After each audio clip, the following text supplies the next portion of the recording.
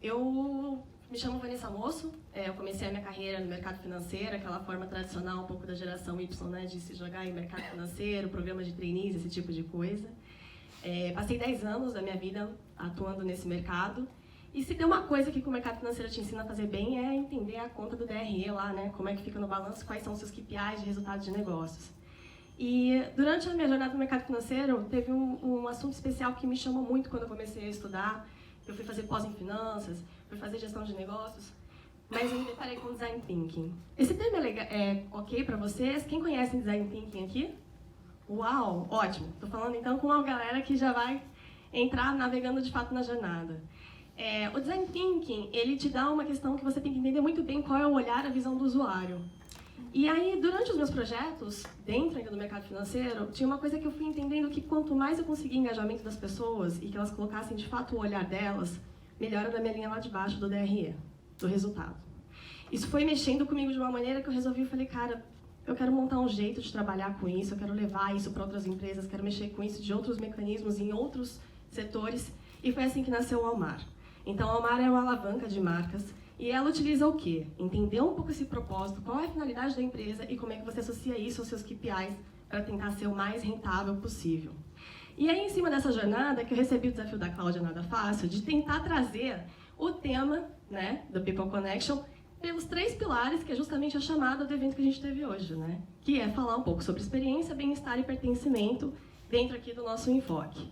Para começar, não tem como. Experiência, realmente, ele é o coração da coisa. E aí eu vou convidar vocês para fazerem um pouco uma viagem comigo. A gente vai agora para Viena. Olha que gostoso. A gente vai para Viena, num lugar que é o Museu Belvedere. E lá no Museu Belvedere tem uma sala maravilhosa, que é essa sala que vocês estão vendo aqui, com essas pinturas incríveis, que é da Carillon Hall. E houve lá um desafio que eu fiquei muito impressionada. Eles chamaram alguns artistas plásticos e questionaram como é que nós poderíamos dar um olhar contemporâneo para isso que os nossos clientes que vêm ao museu poderiam sentir. E a resposta do projeto foi essa. Uma obra de arte que não está olhando para o seu entorno. Uma obra de arte que está dentro de si, olhando para si, olhando talvez aqui para as nossas mídias sociais. Isso veio como uma crítica muito forte, que eu olhei para isso e falei, cara, como é que pode? A gente é tão conectado, mas ao mesmo tempo a gente está tão distante das pessoas, né? Mas a gente não precisa ir tão longe para olhar um pouco como que a experiência pode de fato mexer com as pessoas. Eu trouxe para cá a Bienal. Eu fiquei impressionada com a quantidade de gente nas filas para viver as experiências da Bienal. A experiência da Bienal, mais do que comprar livro ou consumir livro, era tirar uma foto em cima do livro voador, era você estar dentro do ambiente de filme daquela sua série que você ama e você ser parte dos personagens e conseguir a conexão de talvez você ser a própria Alice da sua história e escalar os seus muros, os seus sonhos. Então, falar sobre experiência é entender que tipo de gatilho emocional a sua marca está conseguindo se contratar para fazer a diferença. É com isso que eu queria fazer uma provocação para vocês, que não precisa ser muito complexo, não. Isso pode ser para serviço, isso pode ser para experiência, mas pode ser para produto. Vamos pensar num produto simples. Sorvete. Sorvete sorria. Já gostei, me deu um sorriso lindo aqui. Você fala sorvete, não é possível. Alguém não gosta de sorvete? Sorvete é uma coisa que mexe com a gente. Só que se eu provocar para vocês um pouquinho mais, e eu estou estudando agora, fazendo uma pós em Psicologia Social e Sistêmica, por quê? Né? Como é que eu vou entender melhor os meus usuários? Como é que eu vou trazer isso melhor para o processo de pesquisa? Se você começar a trabalhar um pouco mais, provavelmente se eu começar a perguntar para vocês, vocês não estão pensando especificamente num sorvete, mas no momento que vocês tomaram esse sorvete. Com quem vocês estavam? Quem estava ali? Qual era o momento? Mamães de plantão provavelmente devem ter, talvez, pensado na sua criança toda lambuzada de sorvete. Nós somos memórias afetivas. E a gente tem que entender nas empresas como é que a gente pode utilizar essas alavancas afetivas para poder realmente gerar mais valor. Nós não estamos mais na era dos 4 Ps. Chegamos na era dos 7 Ps. O preço, produto, prazo e promoção agora evoluíram. Eles são pessoas, que já foi super falado aqui hoje. Eles são processos. E eles são agora percepção. E percepção é o quê? Qual é a experiência que o seu negócio traz para as pessoas? E qual é a memória residual de conexão que você consegue deixar para as pessoas? Ok. Vanessa, então tá bom. Falei sobre experiência, mas e agora o desafio aqui de bem-estar, que era o segundo pilar do nosso evento do People Connection? Eu pedi licença aqui para colocar outros 3 elementos. E nós tivemos alguns painéis muito legais, eu gostei muito. A Marina falou coisas muito bacanas para a gente no Great Place to Work, de como é que você faz com que isso de fato virem possibilidades de engajar as pessoas e elas fazerem aquilo que genuinamente elas acreditam. Foi assim que eu entendi sua fala, tá, Marina? Até peço licença. Mas eu gostei muito porque eu só consigo fazer com que tenha um ambiente de bem-estar com o profissional se eu consigo entregar segurança para ele poder entregar o seu trabalho, os seus projetos. Ele se conecte com a empresa, de fato, com o propósito, com a missão, para não serem, como é que é, as pessoas cinzas nos ambientes coloridos. Como é que elas têm processos, de fato, para que elas possam ter autonomia para realizar suas atividades. E como que também elas possam ser, de fato, protagonistas e terem autonomia para isso. Essa frase eu acho muito poderosa porque fala sobre integridade. A gente só consegue ter integridade, de fato, no que a gente faz e ser espontâneo naquilo que, de fato, é genuíno e faz sentido para você. Ok, então vamos falar na prática, né? Ferramentas. No ano passado eu tive a oportunidade de participar de um grupo internacional, onde eu estava com um grupo de pessoas de várias nacionalidades, e uma manager da Uber apresentou para a gente o termômetro da empatia. O termômetro de empatia é uma coisa super interessante porque ela pega no design thinking, foco em como é que você entende o que sensibiliza aquela pessoa, como é que ela racionaliza aquela situação e como ela cria um plano de ação efetivo. E você pega uma circunstância, uma atividade, e cria fatias, e cria etapas disso. E mais do que agora perguntar para o usuário o que você achou, como foi, me descreva, é como você se sentiu.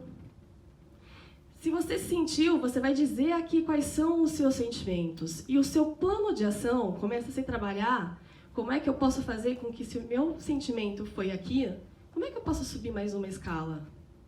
Pensa agora fazer uma pesquisa como essa, entendendo os gargalos da sua empresa e tentando levar isso de uma forma exponencial e começar a construir a sua base de dados.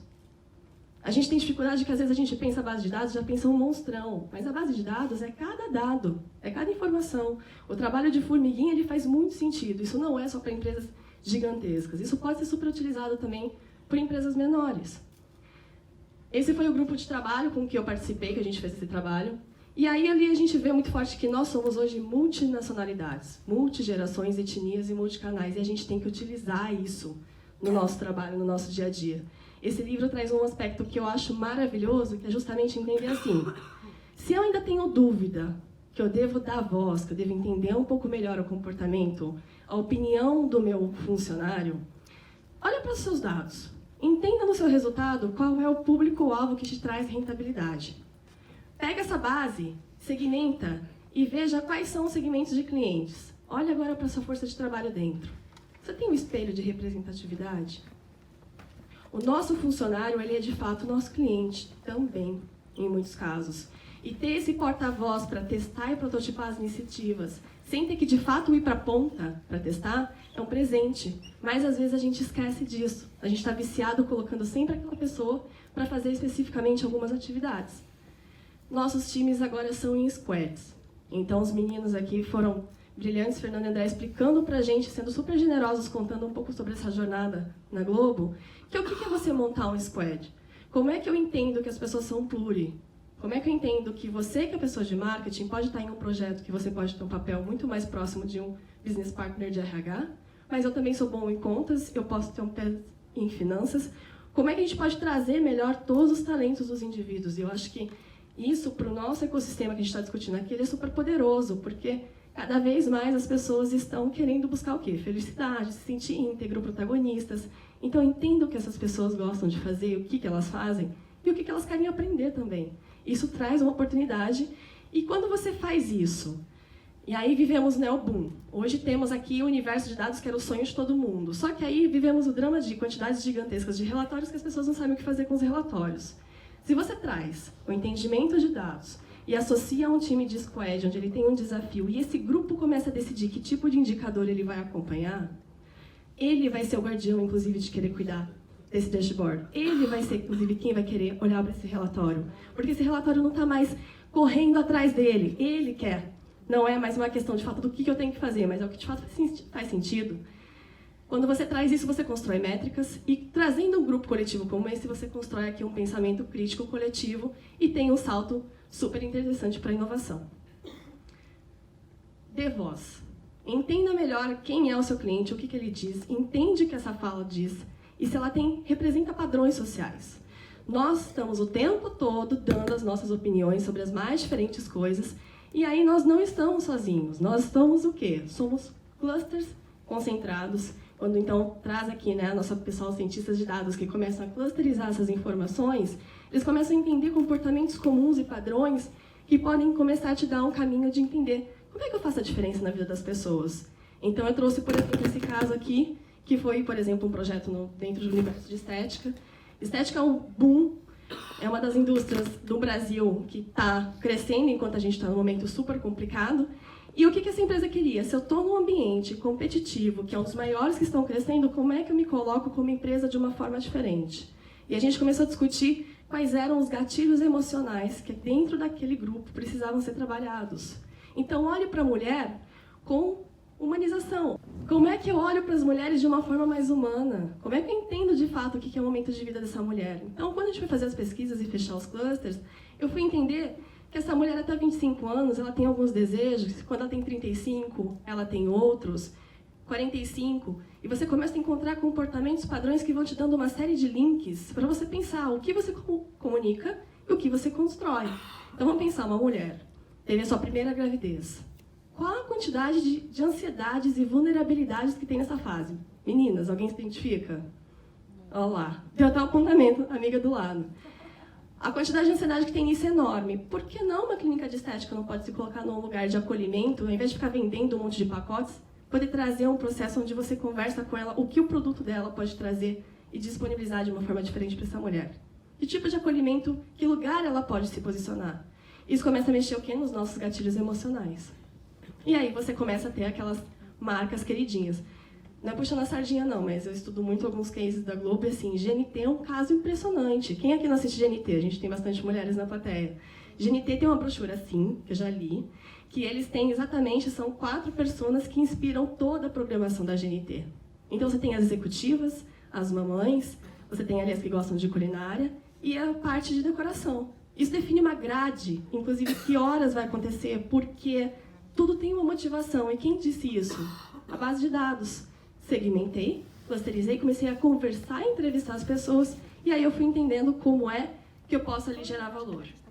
O mundo não é um globo de pessoas uniformemente conectadas. Nós somos 1 bilhão de aglomerados. Se a gente cuidar melhor dos nossos aglomerados, a gente vai ter uma oportunidade muito maior de fazer a diferença.